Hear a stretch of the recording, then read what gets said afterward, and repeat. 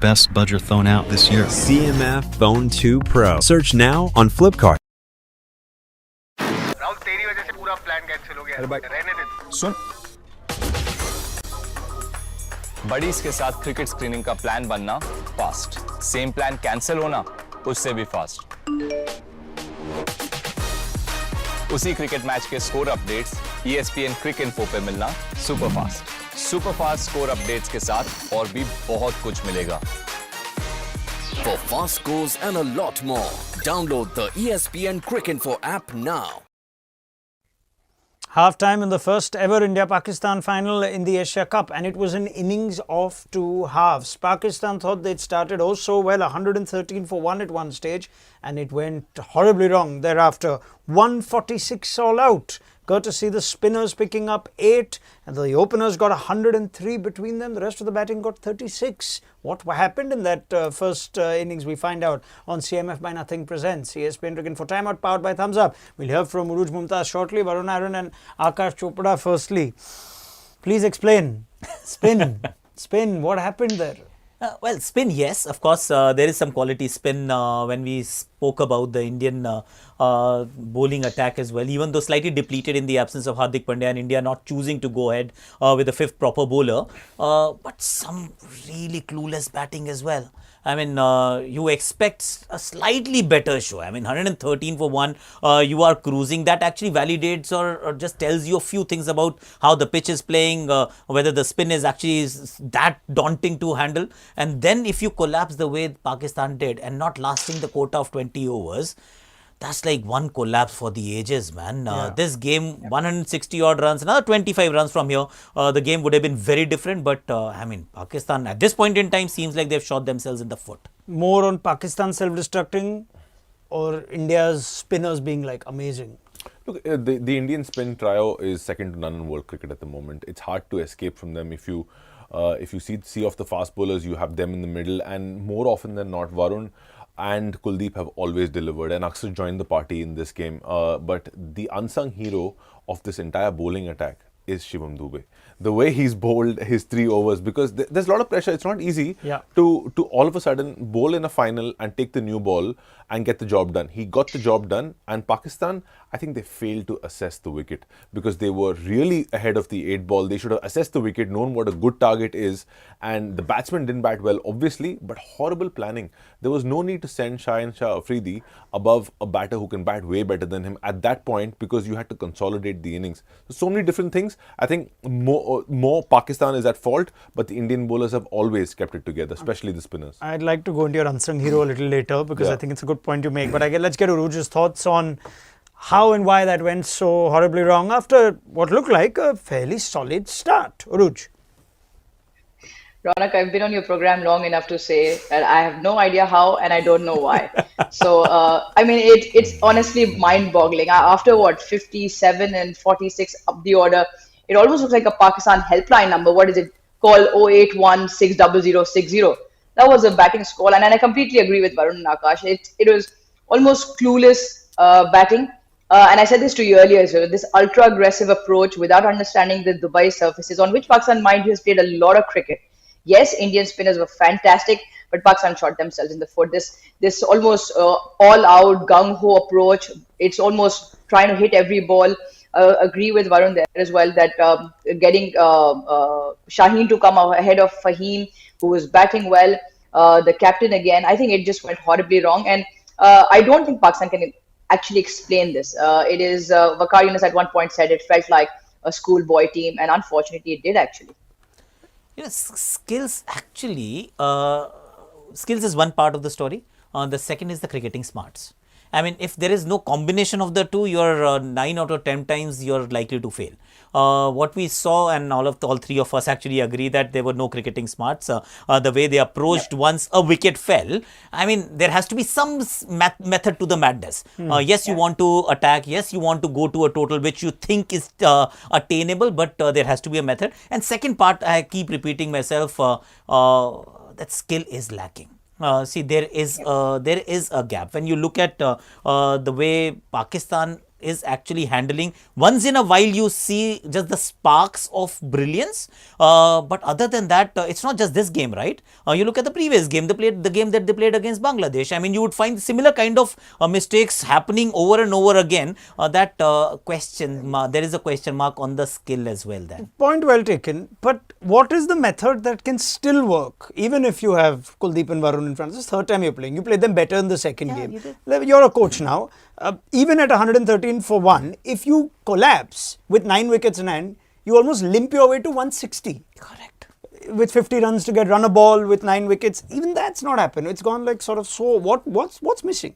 I'm glad you say coach, because this is where the coach comes in actually. Because if in a game like this, a coach takes a decision to send Shah Afridi above Fahim Ashraf, it generally isn't the captain, because in those moments, obviously, the coach comes to an idea with the captain, or the captain goes to an idea with the coach, and then they take a decision. If Salman Agha wanted Shah Afridi to come above Fahim Ashraf, the coach should have said no, because at that point it was they still could have scored 20-30 runs from there extra to what they've scored, and they should have gotten somebody who could bat better than Shah Afridi. Shah Afridi was just slogging at every single ball and missing it by a country mile. He didn't have a clue of where Kuldeep was going. I mean, but he's been one of their better batters. I'm sure there's that. But not against again, coming back to the point I was making, when they were 113 in 13 overs. Okay, that's still a really good base. If they lost 1 wicket, the messaging should have been very clear. Let's try and take singles. They weren't taking singles. They were just trying to slog every single ball. And on a surface like this, that's not going to work out, especially if you're not set. So you know the story of this, right, Urooj? Especially with the larger story on Pakistan cricket, team in transition, moved on from the guys that used to accumulate, consolidate. And this is sort of just painted quite an ugly picture. I'm sure if they do go down today, that question will be asked of, right, that kind of, the Babar and Rizwan, I mean, I don't want to say it again and again, because Wasim Akram said it right, don't talk about the people who are not here, talk about the people that are here. But why is the balance so hard to get? Who in this lineup should take responsibility of ensuring that they find that pace to play in the middle? Yeah, I think the buck stops with the captain and coach, right? I mean, since Mike Hesson has come in and Salman Ali Agha have always been very vocal about that, we will adopt this ultra-aggressive style till we are in charge. Now, the problem with I have a massive problem with that, because your skill set does not fall in with that ultra-aggressive approach. So there's such mixed messaging, because again, like we were talking about Shine, 3 swings, ball wasn't even close. Everyone that came in, every over since 13 up till the 19.1, we lost a wicket every over. Not once did any batter come and say, right, okay, it's getting a little bit tough. We're losing wickets. Let's just get a partnership together. 6 and 7s and over, even with the 1s and 2s, where you get a bad ball in there, because India was on the back foot. Every now and then a boundary ball was being given. So, and then you put that one away. To me, because the skill set isn't there, the ultra-aggressive approach isn't going to work, because if you can't follow it up physically, and then your mind starts playing funny tricks on you, and that's exactly how the carnage in the batting card looks, because that's what they've been told. And I don't think the buy-in is 100% as well with the players, because it doesn't fit in with their style of play. Yes, we can talk about the bravado that comes with, right, this is the way we're going to play with a team in transition. But I mean, we crawled our way to 146, right? So for me, the messaging is wrong. And there is a clear gulf. There's no way of sugarcoating this. There is a clear gulf of skills, and that's when the mindset doesn't fall in. No matter what you say, if the skills aren't there, the cricketing smarts will suffer, the mindset will suffer, and it all looks like a massive show, and the cricket doesn't follow it up. So I think Pakistan has to change that narrative. Now, Babar Rizwan, a completely different story. We had a fair share of issues with that one as well. But the players are there, but I think the messaging, the communication, and the style of cricket Pakistan needs to be a balance between aggressive, but there needs to be smartness in there as well. And I don't think this one-way traffic is going to work. Yeah. I love having Urooj back. It's so much fun. But I must point out at this stage, it's half time. And at half time at 135 against Bangladesh, I think we were writing the obituary for Pakistan in this tournament. We'll wait. But these are all very valid points, and we'll revisit them at the end. Let's quickly spend some time on India's spinners. There are 3 spinners. I have 3 guests. Who wants to take whom? Please pick, Mr. Chopra. Kuldeep, Varun or Aksar? See, I mean, I'll go with Varun for a simple reason that, Kuldeep walked away with 4, yes, and bowled really well. It was Varun who actually dismissed the two openers, and those were the ones who actually got the runs. So Varun is someone who's improved leaps and bounds, and therefore I'm actually focusing on him. The kind of comeback that he's made over the last 1 year, I doubt there are many bowlers who have taken more wickets than him in T20 international cricket in the last 12 months. He's been absolutely outstanding. Slightly off color in this tournament thus far. Not enough wickets to show for the quality that he now possesses in terms of the speed variation. The accuracy with which he bowls.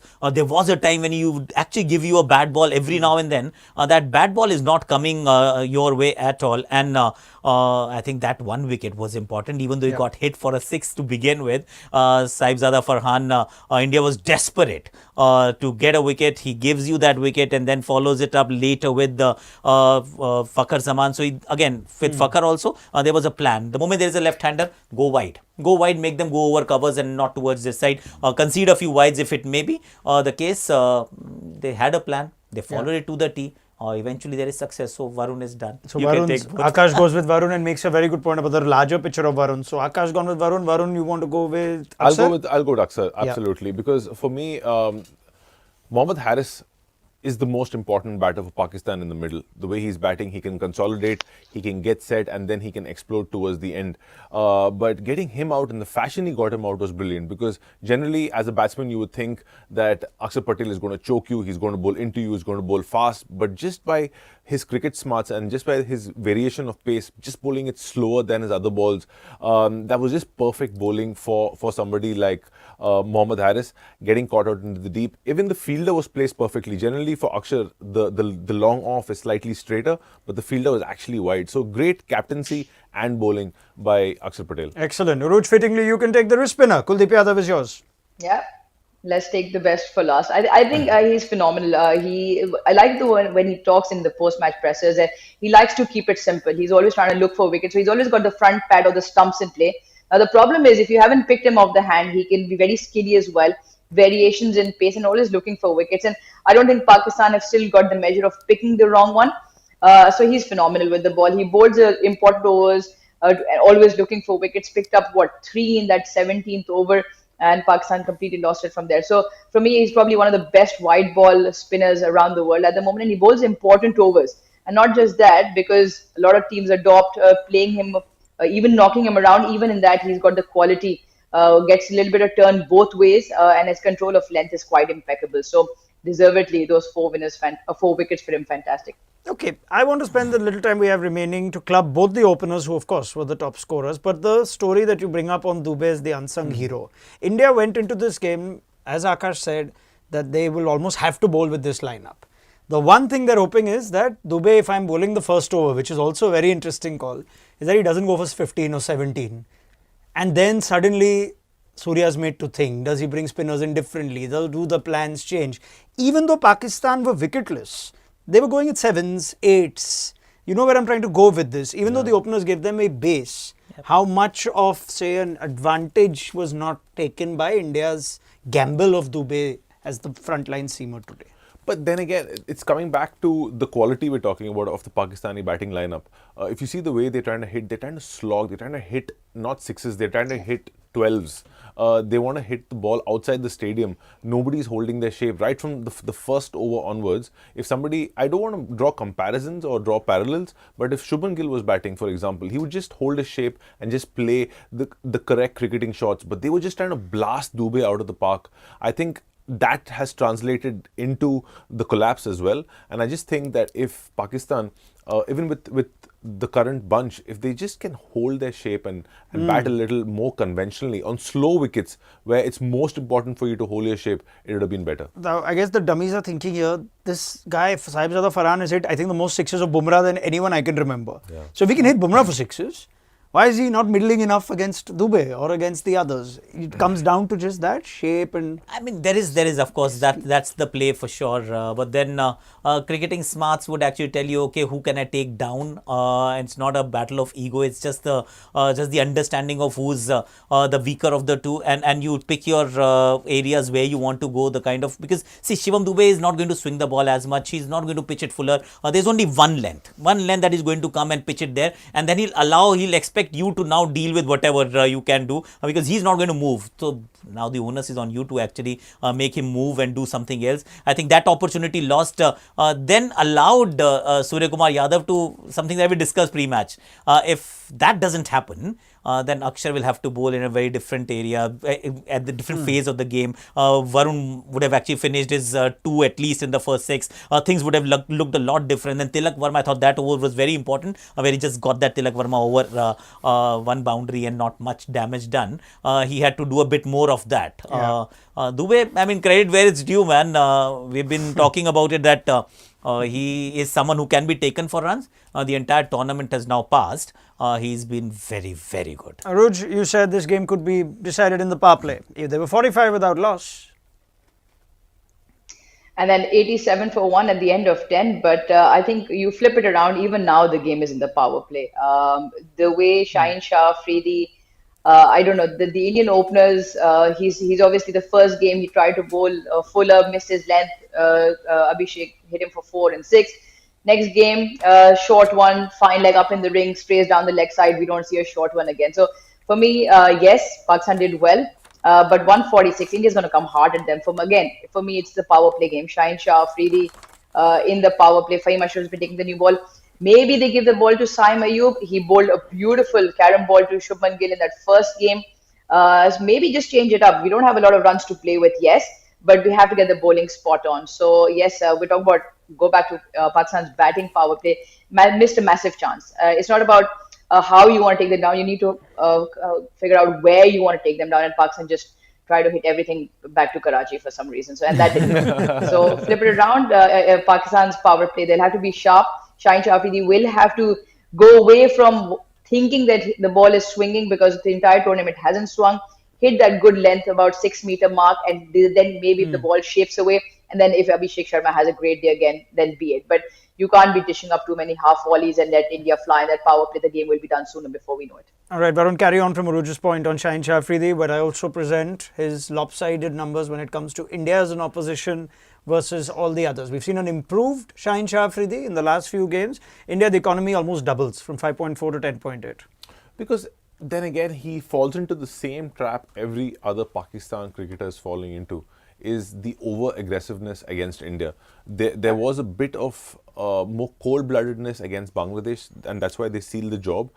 Today, they would have to resort to a similar tactic or a similar frame of mind, because if they go wicket hunting, the game's going to be over very, very soon. The wicket is not easy to bat on. There are a lot of deliveries which are staying low. There's a lot of grip for the spinners. If they don't go wicket hunting and just stick to the basics, we could see Pakistan in the game for at least a longer period of time, according to me. Do you agree with that? It's not actually as straightforward a wicket also? It's not as straightforward a pitch, but it's not a 146 pitch either. 100%. Yeah, absolutely. It is like 160, 165 kind of surface. So if you can drag this game as long as possible, of course, great. But that can only happen. While I agree, don't go wicket hunting and just dish out half volleys. But if you don't dismiss the 2 openers, this game will be done and dusted anyway. We make the point here, both openers. It's all been about Abhishek. Both openers. Shubman's played his part quietly here. Yeah. All right. He's batted really well. He's batted well. Yeah, he's batted well. Yeah, but Abhishek, it seems like the Surya's form and the middle order, etc., that whether there is a vulnerability if you get Abhishek and Gill early enough. All right, let's get predictions and then we will revisit the Shaheen Shah Afridi's ball in hand. So it's the usual plan. Urooj, let's start with you. India winning this one by 6 wickets. Okay, I can tell you first ball, Abhishek stepped out, a little bit of swing. Did I see some swing there? Played and missed. Swing from the bowler, huh? Not Abhishek though came out swinging anyway. But he's played and missed. So the contest is on. Shaheen Shah Afridi versus Abhishek Sharma. Urooj Mumtaz says these aren't enough runs. India should still win. Varun Aaron. India going to win by 5 wickets. 5 wickets, 6 wickets. Mr. Chopra. I mean, I can't go 6 down. So yes, somewhere there only 4-5 wickets.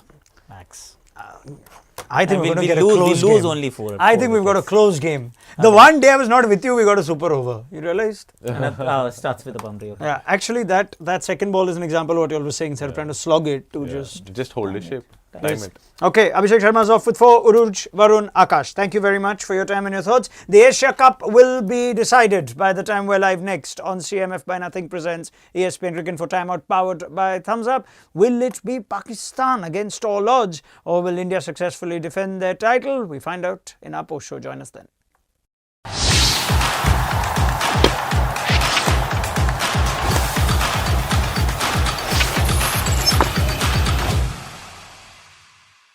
Best budget thrown out this year. CMF Phone 2 Pro. Search now on Flipkart. Hero extreme 250 यार चलानी है तो Thums up scan करो। जो भी thunder wheels चलाएगा super तूफानी बन जाएगा।